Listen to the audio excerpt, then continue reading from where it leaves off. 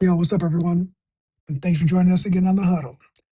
Was it your weekly playbook? Your weekly playbook to find success in the flooring industry. And then Paul's got his own thing that he says, but we just don't want anyone to fail, man. So we do our best to talk about the issues, potential issues, and bring you education. And in hopes that you guys return the favor and educate us as well. We're not always right. We don't claim to be. So Daniel's setting up, but today's episode is about what makes a client high risk and how to find them, how to spot them. Before you do the job, because I Before you do think the job, right? Uh, all of us have had that job where it made us look at what do we got to do different.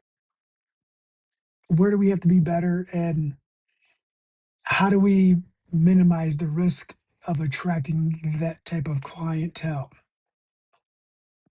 Good luck when you guys figure it all out. I can tell you that. But I think that I don't think Paul's going to be on here today, right, Daniel? No, he's He's got an event hanging out with with the his kids. grandbabies. Yeah, with the grandbabies. That's right.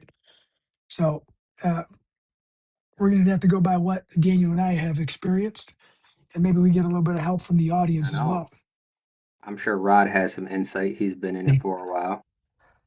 Yeah, and you can separate this thing into two different. It can be all over the board, but commercial versus residential, right? Two different walks of life, two different sets of expectations, two different types of end user. Um, One you answer directly to the homeowner, the other you have a chain of command, right? And bound by contracts on both sides. Hopefully, there's a contract involved. Um, but anyway, you know what? I'm just going to get to it and start talking about it. The and this is going to sound bad, and I don't mean to scare anybody away, but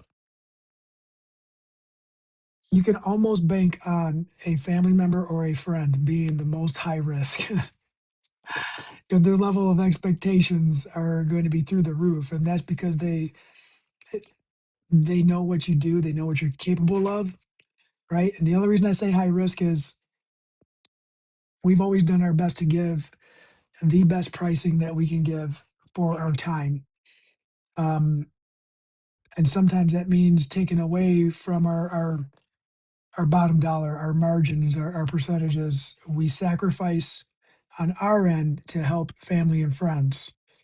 And with that sacrifice, um, we're getting rid of our cushion that helps soften the blow to some of the unforeseens. Um, Just punchless, right? mhm. Jimmy says what's up on Instagram too, by the way. But it's like that they don't realize that you're giving up a lot when because typically they're asking for a deal anyways, right? Let me get that family deal, that family discount, Yeah, and then you give it to them, and then it's always something. it, they just expect you to take care of things, right? And if I said that I wasn't guilty of that at some point, I'd be lying. But it's been a very long time since I've required or set some kind of level of expectation through family or friend. Now, if I hire a family or friend, I hire them and I don't haggle. I don't wheel and deal. I don't barter. The cost is the cost, and I'm willing to absorb it. If it's too much, I just say, hey, that's out of my budget. I don't try to make them backpedal on their pricing at all. I just assume that as family and friends, they're giving me the best price they possibly can. So that way they can still maintain some kind of profit. They have a family and or employees that they have to take care of as well. And I get it. I understand. So I don't ever ask. Um, and if I have, and I do my best not to ask. But if I have, I'm sorry, guys. Not my intention to beat you up on pricing. Um, but Like, hey, yeah, Rod says that his mom was one of the toughest to satisfy. oh yeah, for sure. uh, you know, you always want to do the best possible project or job or install for family and friends, right? Because not only do they have to look at it every day, but you're going to see them more often, right? So chances of them bringing something up or you going to their house and seeing something you don't like, it's like, should have done something different there. Yeah, but I Uh, think we've also been in the spot too where it's like you go over there and it's like, I'm just gonna take care of that real quick. Like it bothers you, right? They yeah, never even said anything about it. They didn't notice, but sometimes it's like that too. yeah. Free is the tough one to swallow. I don't mind bartering. Like, if the barter ever comes up, I don't mind doing that. Trade service for service. Um, some people have some things that they do in the trades, or you know, sometimes I just want to learn something new. Yeah, I'll come and help you if you teach me, you know, XYZ. I'll help you out, no problem. Or go hang out, throw something on the grill. Let's fix something. It doesn't always have to be floors. It can just be somebody helping. Um, this The topic today is very broad, right? Like almost every topic that we have, right? We could go in a lot of different directions. Uh, Being that we're primarily commercial, and that's where we kind of grew up, as in the commercial world. Uh, it's hard because it's hard to spot them because you want every client to be a good client. It's hard to spot because everybody walks the same walk, talks the same talk. If you're working for a flooring store or if you're working for a general contractor, um, I will say the days of a man's word and an agreement and a handshake, those are no longer in play. Um, it sucks to say it like that, but even if you're working with someone that you worked with 25 years ago, they work for someone now who requires a bunch of contracts and signatures and agreements, and you don't really find the high risk until you've Until it's already there. It's like the yeah, until it's insurance, there, right? until it You don't hits. need it until you need it. You don't Right. realize it until it's there already.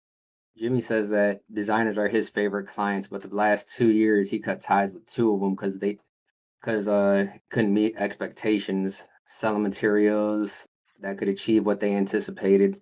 He just said it wasn't a good fit and moved on. And I think that's probably the best bet, right? Sometimes you just gotta, hey, I don't think we're a good fit. You know what? And he just kind of hit that one right on the head there too. And that's if you're working with designers or you're working with a salesperson who sets an expectation that's unreachable or gives information that you wouldn't give as an installer, right? And preps the client for for a top tier when they're picking something that's down here, right? I think that is that's a red flag right there to me. Someone who doesn't necessarily know the process, I would say.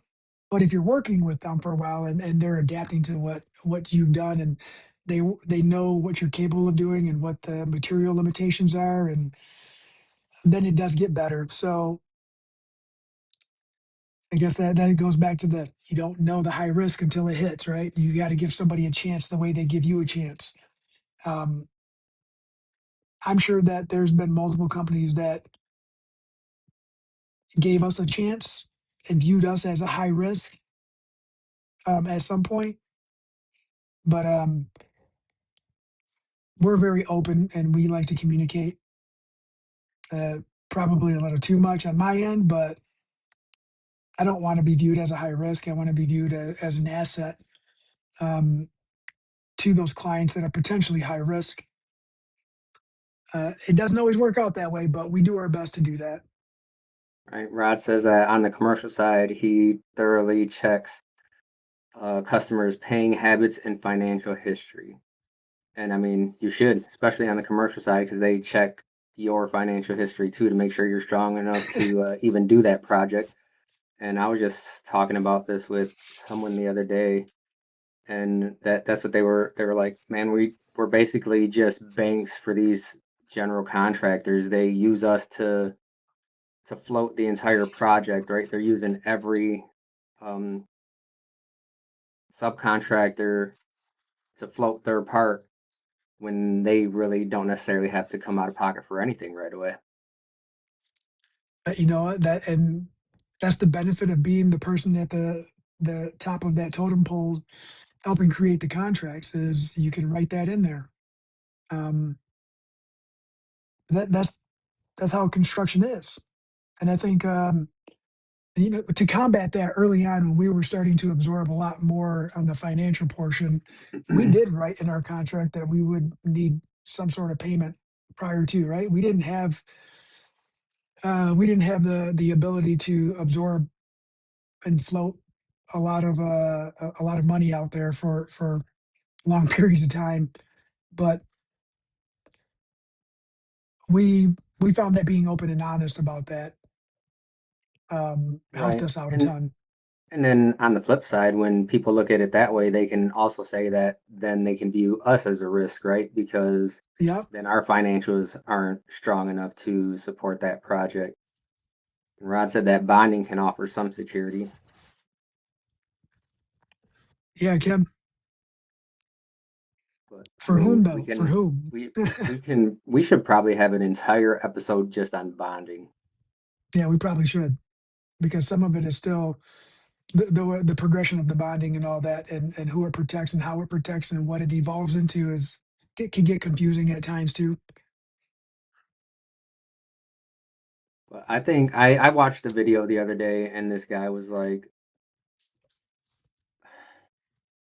he compared him to a doctor, right? He said construction is the only place you'll have this when a client comes up to you and be like, "Hey, can you like lower your price if we help you out? Like if I come in and I'll do all the waterproofing, I'll get it up to a certain point, then all you got to do is come in and slap everything in and stuff like that." He said, "You don't go to a doctor and be like, "Hey, I'll handle all the sterilization. I'll bring all the scalpels and stuff. Can you guys just give me a discount if I do that?" Right? And I think that's kind of one of those red flags when clients are looking at you like that, where it's like, no, man, it's. And I think we've all been through it, where it's like you find someone that you're like, okay, well, we'll help you out a little bit, and then what ends up happening is you end up with way more work than if you would have just did everything yourself. Yeah, yeah. You just yeah, nobody. I say no to that because we've said yes to that and it hasn't worked out, right? Because nobody's gonna get it ready the way you are. No one's gonna use the high end material or any of the prep material that you're gonna use. They don't know, they don't know, right? They're just gonna go run to big box store and buy whatever's on sale, not knowing that there's a shelf life, not knowing how to mix it, how not to mix it. Um, it's walk away, walk away when you have a chance. However, that is a good way to approach a family or a friend, right? That's a good way because then they're if they're handy and you trust them, they're able to help out a little bit. I get it, but if they're a family friend, you know if they're handy enough to do it or not. Like, nah, bro, nah, no, that's not what we Well, do. that's the thing, right? It's what's up, Jorge? And before I go on, Rod does say that it bonding provides security for the client, but the bonding company holds most of the risk. But so even on some of these projects that we've been on, right? It's like you go in there and these guys are like, "Oh yeah, I'm really good. I'm the best over here." And then you follow behind them. It's like some of these flooring contractors will try and stack people, like they'll go in front of you and do the prep and all this stuff. And for the longest time, we've always been like, no, that's not what's going to happen. Like if I'm going to be touching it, I want to do the prep. And then one of these last projects that we did when we were helping someone out, it was like that. And then you go through there and I can scratch the patch off with my fingernail, and it's like they get mad. It's like, why you guys have to do so much prep, and it's like because things weren't done right the first time. Yeah, that's it's and there's companies out there too that's how they make a living. They go in and they do the prep in front of you, and I will say that um, I know of one that does a really good job. When I say it does a good job, and I know it's the feedback that I'm getting from everyone that they do the work for, and they're constantly busy, and they're innovators in the industry too, right? And if we ever have issues, I know that I would call them for information or advice on what products, because I know that they work with everything. Um, what are you coming across, Daniel? Let's go like recently, like in the last year, right, or 2 years, of what we've been doing um, for some of these clients. What has been, I don't want to say high risk, right? But what has cost more dollars and cents at the end of the day that we potentially eat versus um, making on some of the It's the projects? changes, the changes, all the changes before anything you get anything signed. Where it's like, you'll be helping them, and then sometimes they'll be like, yeah, I don't have anyone else quoting it, and then you get everything ready, and then submit everything, and they're like, well, you're higher than this person, and it's like, well, you told me I was the only one, for one. And then for two, is it apples to apples? And it's really hard to even try and explain that to someone, where I think we've had more luck lately because people kind of approach us, and is instead of them coming to us and being like they're just lower than you, they have asked me, I've had a couple of people ask me, what do you think they're missing? And more often than not, I'm like, it's prep. I mean, I walked the project. I know exactly what's going to have to go into it. Like, that's why we like to go into these projects, right? But then, some of these clients they're just like, well, they're higher. What can you do for me? And then go back to your point where it's like, I already gave you my best price, man. Like, if I take any more out of this thing, it's what's the point? And that's Correct. where before we would probably be like, and I guess it depends on how hungry you are at that time, right? Because is there a give and take when you need that work? Yeah. But at the same There, time, yeah. it's sometimes it's like that's the price is the price, man. Like, but it's all those changes where, hey, quota with this material, and then you're also looking for alternates, so you're turning those in, and then they're like, well, all of this is still too much. What about this material? And they'll come back with an even more expensive material. And this is goes back to Jimmy's point, right? It's sometimes it's the designers where they have an unrealistic expectation of their client's budget. So they're pricing out what they like, and then it comes back and it's like, that's not what I thought. So it's reworking everything, and then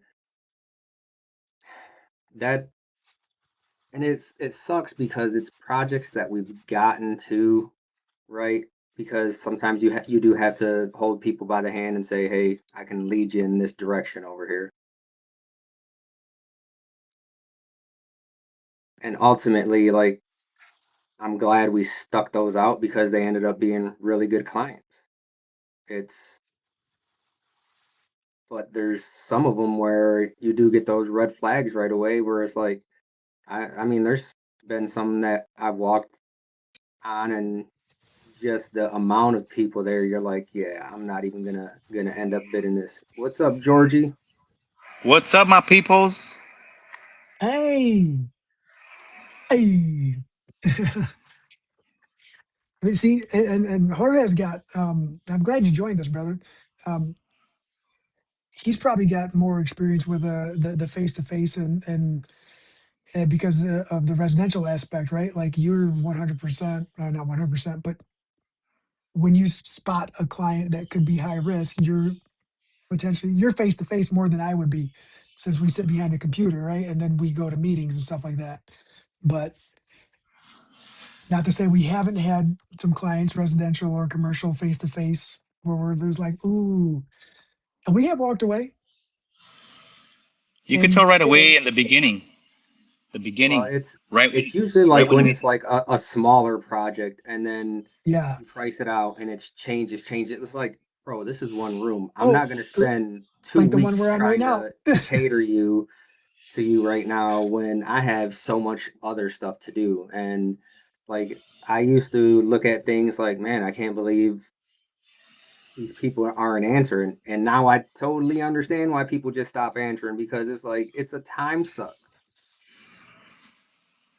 Yep. with residential, what I've noticed, and every time I've pulled off on a job, it's not because of pricing or anything like that. As far as my labor on the material, it's more as far as like when I get there, their furniture, and you could tell like I get in there and there's a bunch of furniture. They might have high gloss floors of some sort or wood floors that they don't want scratched.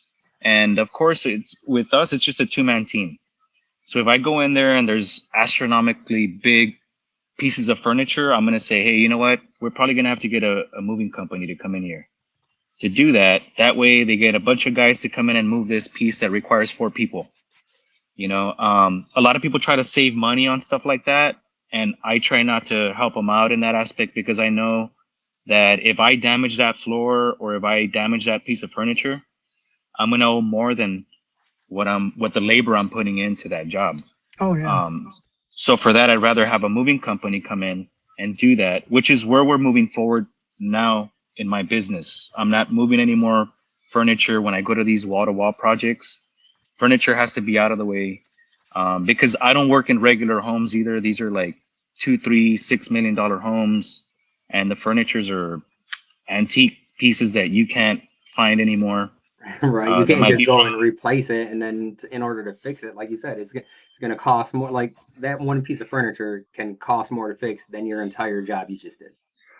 Yeah, and I've had people that I go in there, and the first thing they'll start like, this furniture piece and this furniture piece, and I'll have to inspect the furniture piece. And if I start seeing cracks and all this, I'm like, hey, there's already a damage on the leg.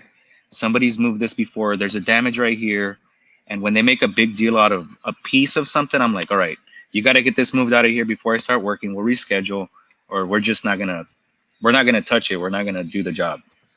So that's where they're gonna end up either one, they're gonna get pissed because the job's not getting done that same day and we have to reschedule, or they're just gonna say, hey, you know what, you're right. We definitely don't want this piece damaged. Let's go ahead and get a moving company to do it. So it just, what kind of person are you working with? Are they gonna be able to understand? And that usually comes when I work with certain decorators and designers that I might tell them, hey, it's happened before where I go into a place and I'm like, hey, all this stuff before I get in here, you need to get a moving company, move it out, put it in a pod or wherever you need to put it in another space. And I'll get there and they'll say, hey, you know what? Well, we figured you could move the furniture on the day of that I'm going to do the job. And that's where I've had to say, like, one, I either move it or I don't move it. It just depends on the client, the homeowner, right? The homeowner that's going to be there. So that's just my take on it. Everybody's experience is different. You know, It's pretty that's my. accurate. And Daniel had said something too right before you went in with the furniture thing about the losing on the smaller jobs. And yeah, for the commercial aspect, it is 100%. Like currently, we're currently on a project right now where I spent a lot of time and met with them multiple times to go over scheduling and phasing and all that. And they agreed. They said, okay. And now we're on phase, when I say phase, we're on area 4 of a project that would only take us like 4 days if it was empty. Right. But now we're at seven different areas, 9 days worth of work. Right. We're on the area 4, and at one out of or 3 out of 4 areas, they hadn't been ready when we got there. It's like, you guys, okay, first time, okay, maybe it was an accident. Let's tarp everything up. Let's move it. Let's get rid of this stuff ourselves. Second time, it's almost ready, but then they shut the water off. They did. It's like, dude, what's going on? Why? I don't understand the miscommunication. So like today, I got a phone call 7:15 this morning. They're not ready. Call the lady. Was like, hey, what's going on? She was like, oh yeah, I forgot to. I was like, well, hey, well, this is unacceptable. Like I'm gonna pull my guys off, right? And what's that gonna do to you? Like if you can't be ready for me, then why should I bend over backwards to make sure that we're still done at the end of the day? So that way you guys can't or aren't gonna be ready for us tomorrow. And, oh no, please don't do that. Please. I'm like, well, something's gotta give. Like I'm gonna so and I hate doing that, right? And I hate trying to pull that muscle card on there, but they fully expect us to hold up our end of the bargain while they're not holding up theirs. And unfortunately, sometimes you got to flex that muscle. And yeah, I've already donated some hours to there. Am I going to try to go after them at the end of the day? Probably not, unless they get substantial. But I just want to make it through it. And if they ever call again, now I know what to do the next time, right? Yeah. High risk, high reward. So, Yeah, and communication man, is key at the beginning. The beginning of you inspecting the job, doing your estimation, communicating that over whatever it is that might need to be done prior to us engaging on to the project. As far as everybody communicates that, I usually don't have any problems. I'm usually I'll have one job every 2 years or every 3 years that it's a little bit of something where somebody just didn't do their portion, but for the most part, as long as I communicate myself with the client and the decorators, designers, builders, everything runs smoothly, and that's what you have to do. Don't expect for the client to know these things. You gotta oh communicate it over to them. yeah, over communication. I'm really good at that, and I try to lay it out right. I have to approach it every time like they don't know anything about what we do. Sometimes they do, sometimes they don't, but I have to approach it like that because I've done it very vaguely before, and that's the wrong approach. Um, but also the clients can be vague too, right? They cannot give you all the information, and you kind of plan according to the information you receive. And if that consistently happens with another flooring outfit or a designer, right? We tend to not entertain their projects more and more. And sorry, I can't. I'm just too busy. I can't help you out on that. And that goes for general contractors too. There's a couple of general contractors that I won't work for. They have a lot of work. It's just no, I won't do it. I can't bring myself to do it. They put me in a bad spot too many times, and shame on me if I w- do that again.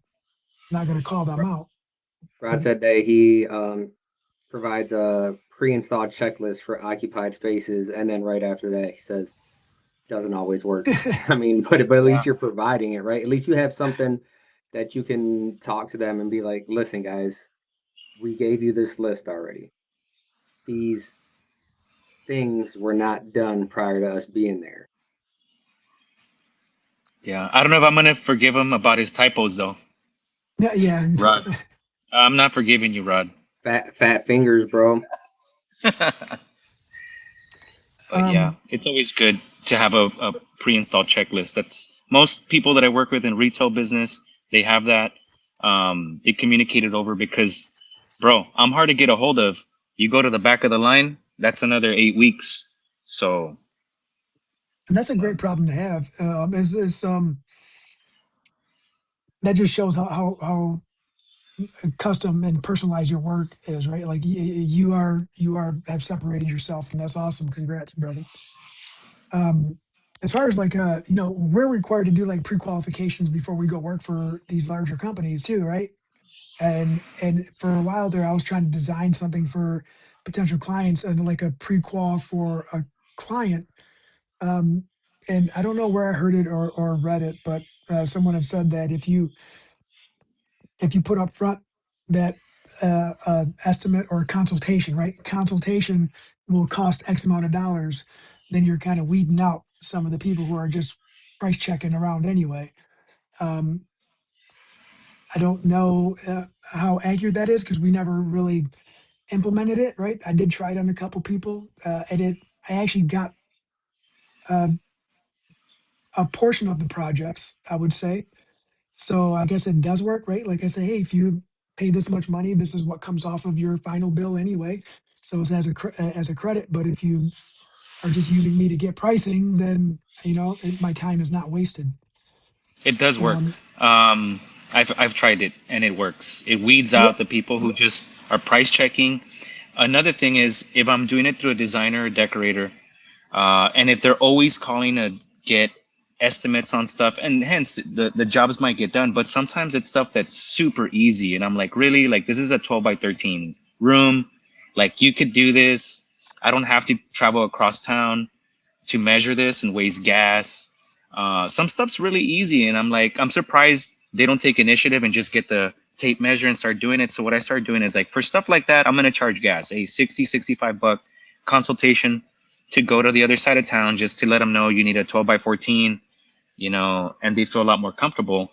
Great, I don't mind doing it, but sometimes when it's stuff that's real easy and they don't want to pay, sometimes people will say, I'm not paying 65 bucks. What I'll say is, hey, you know what? I'll take it off of the job at the end. I'll take off your pickup fee or whatever it is.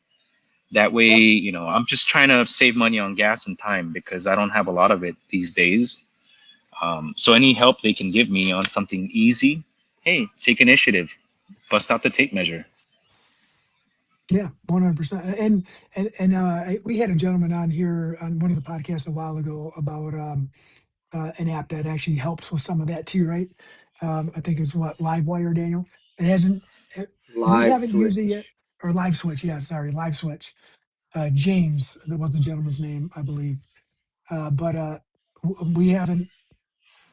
we haven't personally experienced it yet. But and we, dude, I know that we want to. It's just we have so many things going on right now that it's hard to keep adding more to the equation, not knowing exactly what the benefit is for us. But uh, the the charging for the consultation, like it did work, right? But then we had to create a lot more. There's a lot more to it than just uh, the consultation. I don't know how to automate it for what we have, and I really wish I could have figured that out, but we had other things to do, and I couldn't Well, spend any more time. we're also, more focused on commercial than Yeah, anything, and it's someone's not gonna walk around and do an entire business. They're like us. They're like, listen, I called you because I can't do this, so just come and measure this real quick so I can get on with what I'm doing. yeah. It's all about making everyone's lives easier, right? We're trying to do it as a business. They want to do it as a client, a homeowner, business owner. I get it. Um, so back to like the actual topic on how to spot. Well, Um, Jorge kind of touched on it too, right? When they're price shopping, right? Because um, you listen to some of these guys that have these huge businesses and it's usually like a GC or something, but I follow a plumber too on, social media, and he's like, man, it's the ones that are always like, how much does this cost? The ones that are always trying to spend the least give you the most headaches because they're always trying to get something for free. for And free. it's Yeah, and he said, and it you can't look at how much money they make either, right? Because Jorge, you said you work in, $1 million houses, right? And still some of those people are trying to pinch pennies, right? But then you go to a middle class home and they're like, yeah, whatever you need. Like, you need me to do this, you need this extra, yeah, we'll get it done. And I kind of have seen that too, where it's like the higher end stuff, like they just are trying to pinch those pennies. It's like the high end stuff and then the low end stuff, and then right in the middle is where you'll find people where it's like, man, yeah, I think it's a lot of it tends to do with they're in the same boat as us, where they may end up being in a trade, and like you said earlier too, right? You're like, I'm not trying to haggle with anyone. The price is the price. Let's just get it done. Yeah, and at some point you got to be like that. Otherwise, all you're doing is creating more headaches for yourself, for whomever you're calling for the work, right? Um, the work should speak for itself, but we live in a time when dollars and cents, unfortunately, are looked at over skill set, finished product, knowledge base. It, it sucks, but we like to do our best to educate the client, even if they don't ask for it. Sometimes I include information that they never even asked for, just so they understand where I'm coming from and why it's included, and why I have to have that there, or why I feel I need to have it there. I know I put a lot of information on all my stuff. Daniel's like today, I had a lot of information on that one thing, but I got to try to cover all bases for a not so big project. Yeah, tiny. Yeah. But I like what Nate says here. He says a job site assessment, that's what he calls it, costs $95. And that's the That craziest thing is that as much as we drive in the vehicles that we drive, it's like you're not making any money on it already. right. You know what? Let me. So I recently just did for a favor. I went and looked at a project for a company, a person that I know that I've met from FCICA. I went and looked at a project, measured it, and assessed it for them because there was some warranty claims. Um, just an assessment, and I wasn't inspecting or anything like that. Right? They just wanted to know what was going on. And he said, "Well, how much are you going to charge to do that?" I said, "Look, I'm not going to charge you anything. I'm going to go take care of it while I'm running around. I'll look at it, take some pictures, and I'll just give you some information, right? I'll save you some time and some headache, so that way you can proceed with the manufacturer, do what you got to do on your end. And I know that, whatever, buy me a dinner or something next time I see you, right? That's where I was at. One And taco, I, a bean and cheese and taco. whatever. And yeah, it's super simple, right? Because there's a relationship outside of the business relationship. And today came in the office for an email, said, "Hey, we're just going to send you this much money. Thank you for taking care of it. Are you interested in the install if it comes back up?" Yeah, I am, and I appreciate it.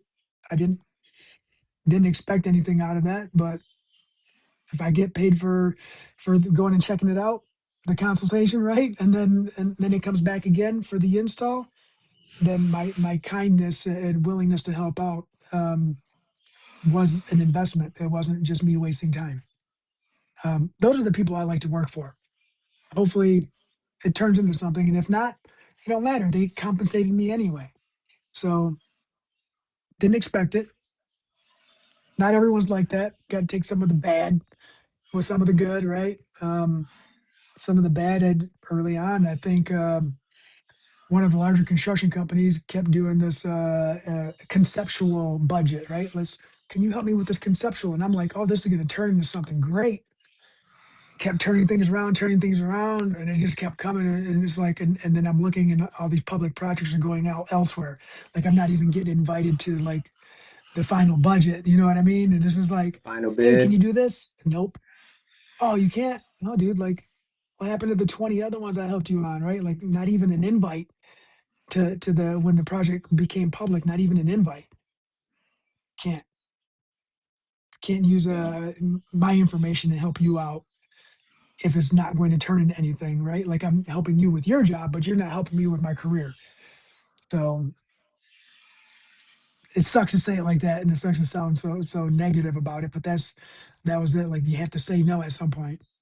Yeah, and it happens. I've had the same issue with people who, hey, I need a measure, I need a measure, I need a measure, and then three, four of them, and then later on, hey, I need another measure. I'm like, hey, dude, what happened to this one? Oh, well, you could tell they're making something up in their head, and it's like, well, I grabbed another guy, or the homeowner used somebody else. I'm like, well, you're the one taking over the project, so you know Yeah, what? For this one, I'll just go ahead and let this one go. Maybe call me on the next one. I'll see what's up. And I'm 8 weeks, I'm 10 weeks, I'm 6 months out, like 6 months out, like Rollin. and they won't call you. They'll be like, all right, you keep on telling them that, they won't call you no more because they know they're like, Correct. oh, this dude's not telling me. He just doesn't want to do my jobs. And that's the most respectful way you could do it. Like, oh, I'm so many weeks out, I will say and then when you another call me like at that time, I'm another week's out. oh, Yeah, you should have well, got back with me the last time you called. Then you would have been all good, right? Yeah.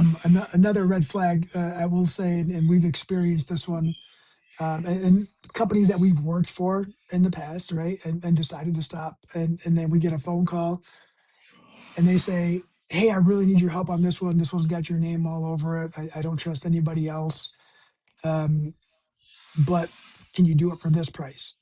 Like, no, we can't. Oh man, but I really need your help. Like I can't. I don't trust anybody else. It's like, okay, well then, if you don't This is trust the anybody price. else, then you understand that the cost is the cost. If you don't trust anybody else, don't bid on it, don't get the work. But if you are not willing to um, invest in us, then why am I going to help you out on this one if I know you're not going to call me the rest of the year for anything else? And that's a real conversation actually. And you catch people off guard, right? Like they're like I don't even know what to say to that. Well, like Nate says right here, sometimes you have to fire the client. Yeah, Yep. I seen that. That's a good one right there, Nate. And it's not even necessarily firing them, right? Because you haven't even worked with them yet in some cases. But it's like people ask us or have asked me what was like the turning point with us, right? And I was like, when we started saying no. yeah. Like you can't be everything to everyone. Oh, I didn't mean to click on that.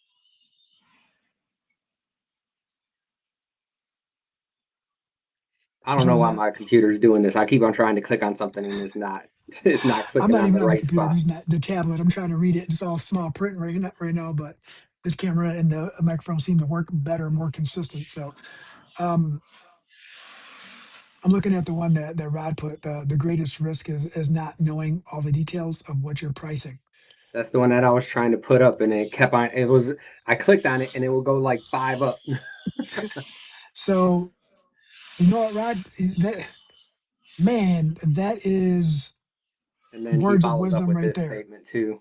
And the reason I say words of wisdom there is and this is in our area. In our area, and when we started out, we didn't know what we were getting paid for a project when we were starting out, right? Like these work rooms wouldn't even give us a work order till the day of, and I didn't I didn't like that, but we did take it and start like that, and we accepted it, not knowing just knowing that we had some kind of we were generating revenue, whether it was profitable or not, right?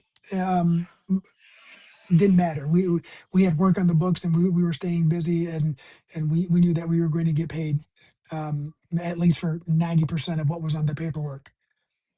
A lot of these installers don't know the business part and that's how they live work order to work order and they know that they have work on the books and they might know the address of where they're going, but they don't have all the details. And Yeah, unfortunately, they don't find out until they go load up that morning what they're doing that day. yeah, and that's a horrible way to be that's a horrible model for a business owner, right? 1099 independent or not, that's not a very good model. And a lot of the people who step outside of that find success a little bit quicker because they're giving themselves structure. But just so you guys know, man, like if there's a company out there that does that and they don't want to share information with you until the day of, unfortunately, that's a red flag. Even if they are a large company, that's a red flag. And the reason I say that is if you're trying to grow, they're trying to hinder that. And if they're not trying to hinder that, then you companies should listen up. Share the information. Ask them to help you with the bids if they're available, right? Ask for input on products, on adhesives that work better with certain products. That goes a lot further instead of making the installer eat it or not know. So red flag is not sharing information prior to the project starting, especially if it's a large project. Like, if I'm going to be there for a month, what other installer are you going to have on site? What's my primary objective? What are the dollars and cents that I'm looking forward to making? And what is the process of the change orders? If I hit extras, how do I make sure I'm going to get paid for the extra work that I'm going to do? That's pretty basic. Yeah, and it's also getting back to the work order, not knowing what's going on with it, is, till the day you get there, is counting on the person who's actually going out there to the job site and that's building that work order for you. How experienced are they?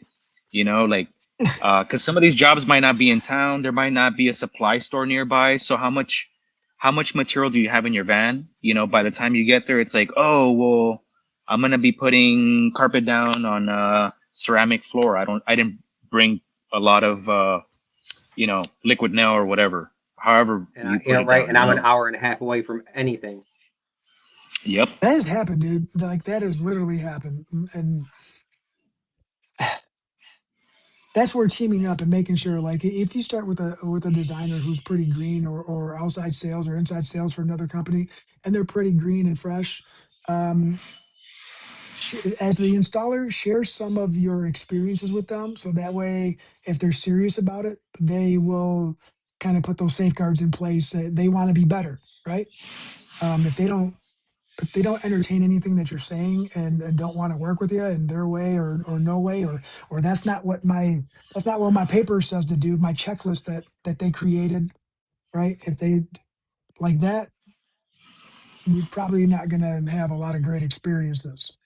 Um, Red flag, stay away, or give them a chance and see if they want to create a relationship, and an understanding, right? Let's dance. We're gonna dance, so that way we're both happy at the end of the night. We don't want to lose. I don't want you to lose, and I don't want to lose. So let's make sure that we have a, a good understanding and a level of expectations. Otherwise, it ain't gonna work. I'll do this one for you, and then I'll move on. Yeah. By now, I've already managed to any retail store that I work.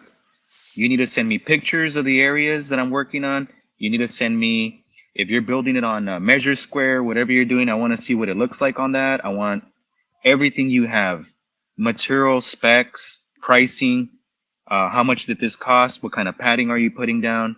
And Daniel's seen it because when we're sitting in the press room, you saw when they sent me in that email, right? You're like, wow, you get all that? Bro, I asked for everything. And if I don't have it, it just delays their process. So, because I'm not going to look at it and be like, whoa, you're missing this. You got to go back to that house and get this for me.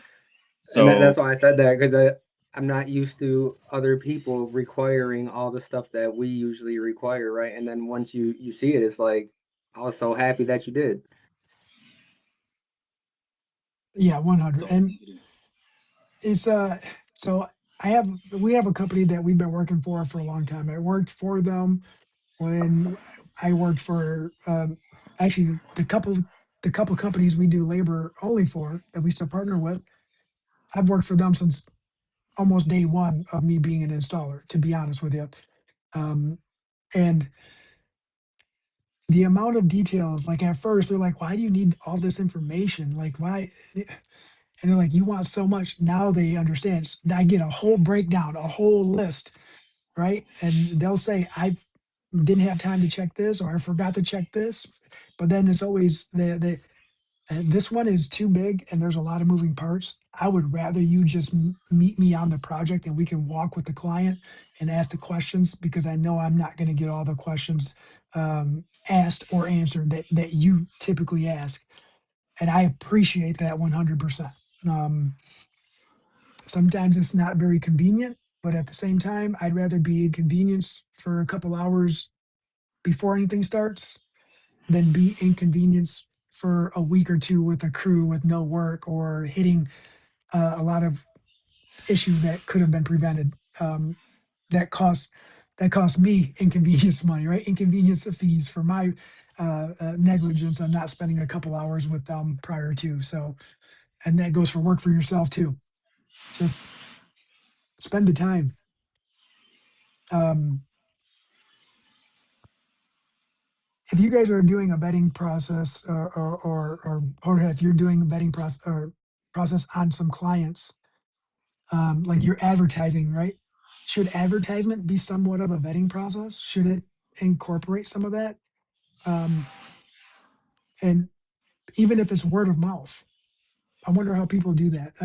I'm thinking outside the box here now, guys. Like I'm just trying to think of different ways to avoid the red flags and like kind of, I hate saying categorize clients, right? But essentially, everything gets categorized anyway. We get put in a category um, for based off an experience or based off what people say. So trying to find different ways to go about doing that. That's Yeah, Nate, I great like to know where I'm philosophy. going before I get there. But That's I think hey, to your question, like marketing could could have something to do with it because you see these companies that it's like lowest prices guaranteed and all this stuff, right? And it's they're shopping for one type of client, and it's typically the clients that we may be trying to avoid. I will I will say we learned. Reinstallation. Oh I've my gotten this goodness, one, yeah. lifetime warranty. This is the one I've been dealing with recently. I'm doing staircase runners, and you really, I mean, you could give a lifetime warranty on. They're doing it on installation too, but I'm like, I'm putting seagrass up there. It's gonna break down on your staircase after so many years because it's not supposed to be like, nobody's gonna warranty a staircase on carpet that I know. I mean, I'm sure there's a couple manufacturers out there, but most of the ones I know don't warranty it. So when a retail person does that, I'm like, I mean, yeah, if it's installation wise, I'll go back and repair it, but some of this stuff's gonna start breaking down in like 6 7 years, not even that, you know. Right. It's, I think it's hard to, if I say we're give a lifetime warranty on our installs, that means that um, I have the utmost confidence in the end user or client's ability to maintain it properly, Well, right? that's the And thing. to It's that's where you get into even manufacturer warranties where they will say that it's warranted, but then when you read their instructions, it's all right. Well, if you want to maintain this warranty, you have to get it cleaned every 6 months, and you have to do this every day, and you have to do this once a week, and this once a month. So there's things that fall in line for that type of stuff. oh, you all Definitely. right, Jorge? Yeah. Lost your video, Jorge.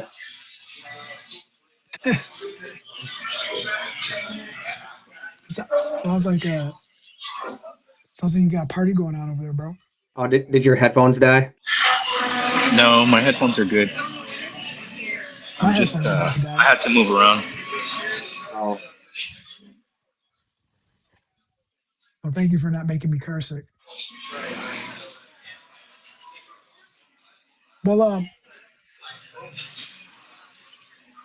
I don't really know what else to ask and where to go, right? Like I want to give different scenarios, but I just, there, everybody has red flags at one point or another, and everybody that even the people that you do work with, um, at some point, have a high risk project or scenario. It doesn't always work out in your favor or their favor, but um, at the end of and I don't say at the end of the day, in a relationship, you're going to hit the high risk zones, and it's not always going to be favorable, right? But I'm going to look at one of our relationships right now is 25 years. If you look at the full 25 years, have we lost something? Yes. Have we gained more than we lost? 100%. Um, but that's the whole 25 years. You know what I mean? Uh, you just don't want to start a relationship with anyone, contractor, designer, other flooring store. You don't want to start a relationship on a high risk note because you're not gonna it's going to be harder to come back from that. You're always going to have that chip on your shoulder working with them and always think that something bad's going to happen, and then that's going to be your approach. And then if that's your approach, then you're not doing anybody any favors by giving the best pricing or maybe even the best information or even the best attitude. Um, so I would say if you have a sour taste in your mouth at the beginning,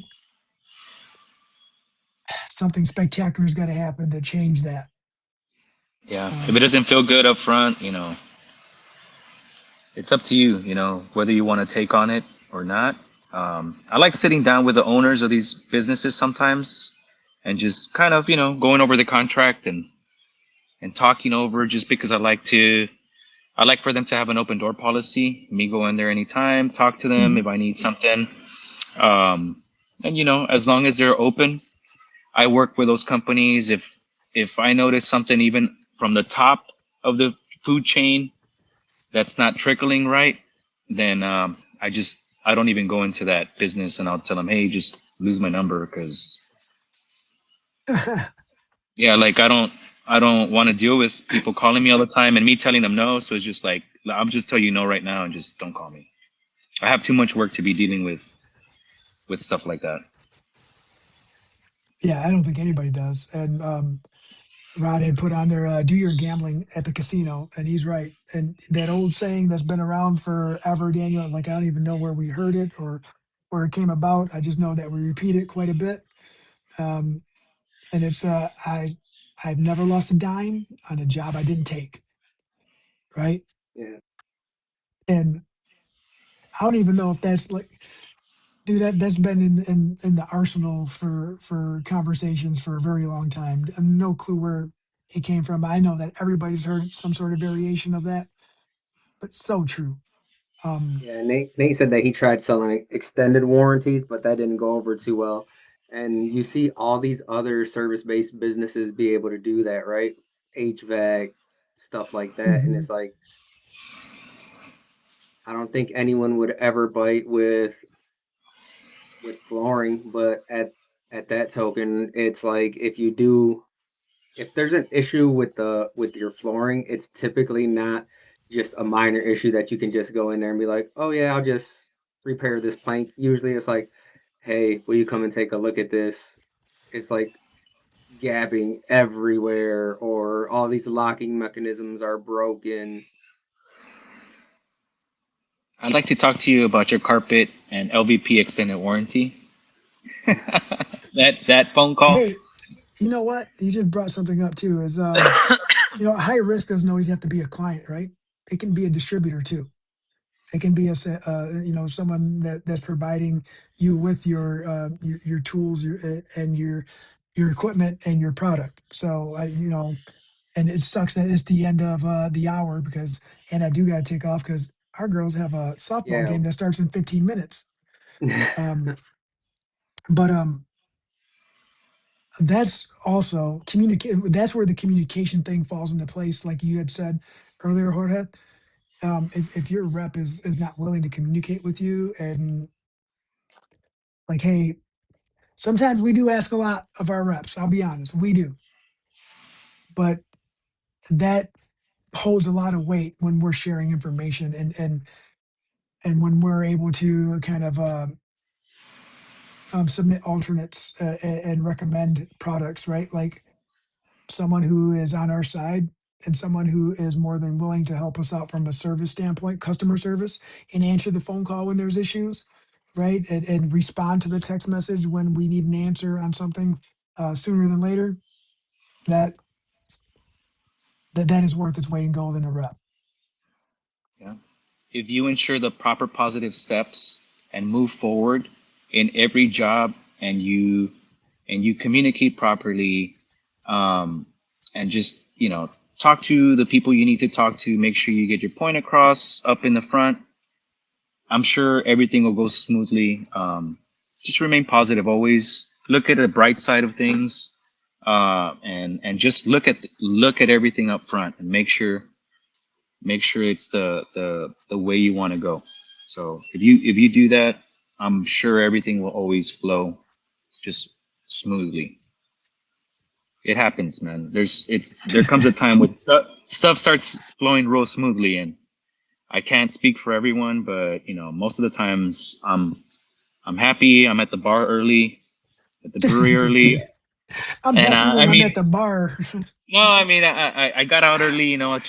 A day and a half job. I'm out early. I picked up my work for tomorrow. I'm ready to go. I'm picking out the yarns, um, and I'm doing estimates in a little bit, and I'm good. I'm golden. So just remain positive. Let it flow. Real nice. You'll be good. Yeah, and the more practice you get, the easier it becomes. The Yeah. balance. Well, guys, I think we're at the end of the podcast anyway. So, Yeah. uh, So thank you we everyone for appreciate joining. you guys. Yeah, Give thank you for all us the a like. comments. And Rod, Nate, yeah, you guys have Right. a lot of good insight on that too. And Yeah, this they know conversation something.